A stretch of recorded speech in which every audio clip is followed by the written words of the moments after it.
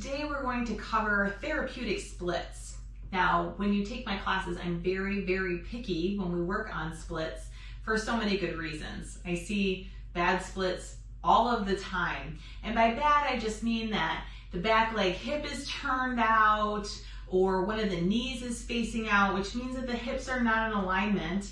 And with that misalignment in the hips, what's happening is that front of the hip flexor, the psoas muscle, isn't getting as deep of a stretch as it would if you had done a therapeutic split trying to keep two hips in one line. So the way we want to start building the splits is different than just going into it. So if you clicked on this and have never done splits before or have not done splits in a long time, please follow bit by bit these steps to get you into them. When I practice therapeutic splits, I do take time with it. Sometimes I'll be in the splits for 10 minutes waiting for the body to open up. And as you do that work, what happens is the body is more able to open up naturally into therapeutic splits and quicker. So you might start with 10 minutes of work and then little by little it becomes 5 minutes and then it becomes 2 minutes and then all of a sudden you're able to get into the splits properly where it will actually heal and help the body instead of dropping into a split leg position that isn't actually correct. All right, so let's get started. The way I'm gonna start, I do recommend that you have 2 blocks as I walk you through this tutorial so that you have the tools that you need. Now, if you don't have 2 blocks in your space, just grab 2 really thick books, all right, because that will help too. I'm a big fan of using whatever you have. All right, so we're gonna start in what I call kneeling pyramid. Some people call this runner stretch. So we're gonna start in a kneeling position, and I'm going to have 1 block. Let me move this one out of the way. I'm gonna have 1 block pretty far away from me. And as I come into this runner stretch, I'm gonna extend 1 leg out. Now notice that I'm keeping this hip right above this knee. So I don't want to be back here, and I don't want when I come forward to this to happen to the leg. So I'm gonna be really aware if this hip stays over the knee. Now if it doesn't and you feel imbalanced, just tuck your back toes under and it will help you feel a little bit more solid in this position. Now as you bring your torso close to your knee for our next step of this posture, you're going to notice that the hamstring starts to get a little tension here across the back. So best to contract your quad so that the hamstring starts to relax into the stretch a little bit. And the closer you bring your torso to the leg, you're going to get a lot more tension riding through the hamstring, so take it to where you are. Now the reason I place the block here is for support, so it's really nice to be able to put your hands on the block. If you need to stack the block a little taller, do that so that you have something to put your weight in. Now, if you're very open through the hamstring, bring your ears in line with your arms. I'm still contracting the quad of the leg that's getting the stretch. I'm sucking my stomach in because it's a forward bend and my back line, so all the fascia muscles across the back line are getting quite a stretch as well. And you just sit here and wait. So if this is super difficult for you, if you get into just this position or bend forward just a little bit and it's a lot, then this is what your splits are gonna look like for right now. You're just gonna stay here and work this. Work kneeling pyramid. There's a lot.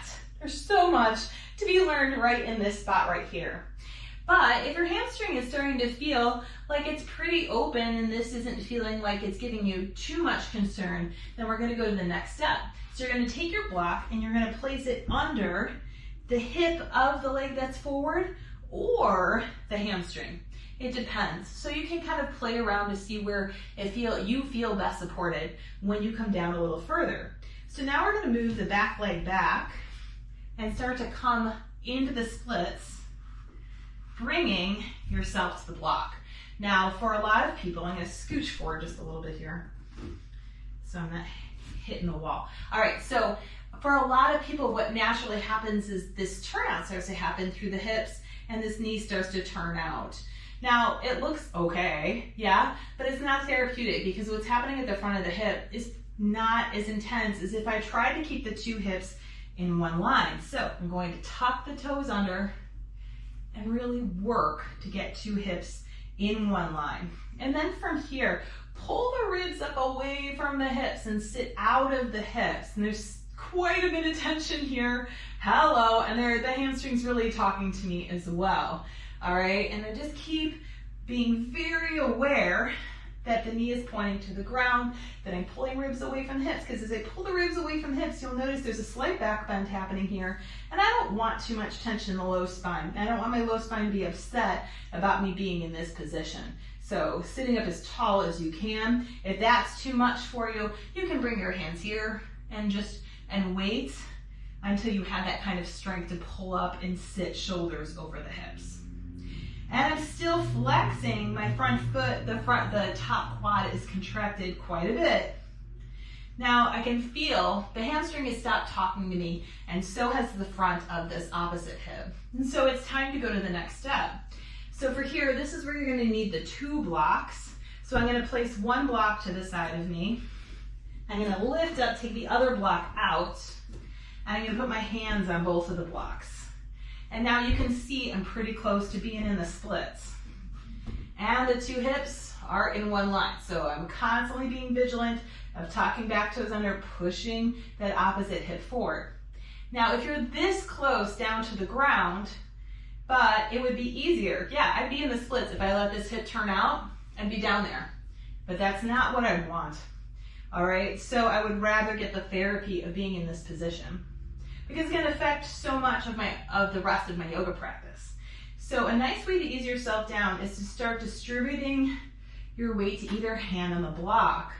So it's like you're rocking your hamstring down, whoa, here I go, into the splits, pushing this hip forward, pushing this hip forward, pulling the ribs away from the hips, and then boom, I'm down in therapeutic splits. Once you're down there, you can move the blocks. From here, there's still work to be done sitting up tall.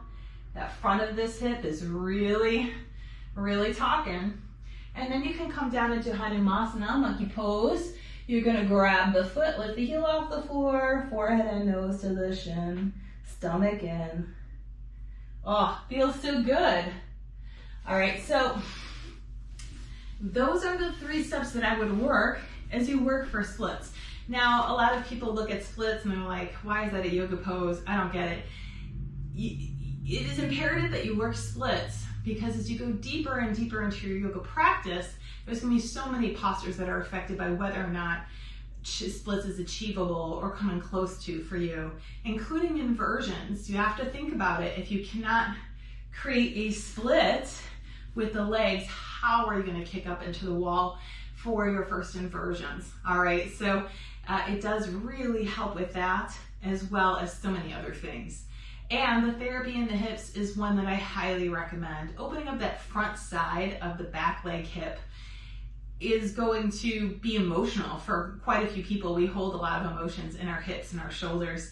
And so it is a big release. So work little by little, work where you are, listen to your body. You know, if you're not ready to move from kneeling pyramid to the split with the block underneath the hip or the hamstring, then wait, because it will happen. There's going to be a moment where you know you're ready for that next step. So I hope this helps you as you journey forward on your splits work.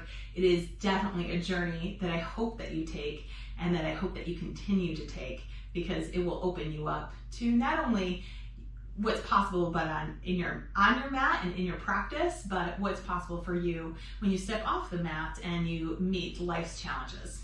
I hope this helps, and I hope to meet you on your mat soon. Have a great day.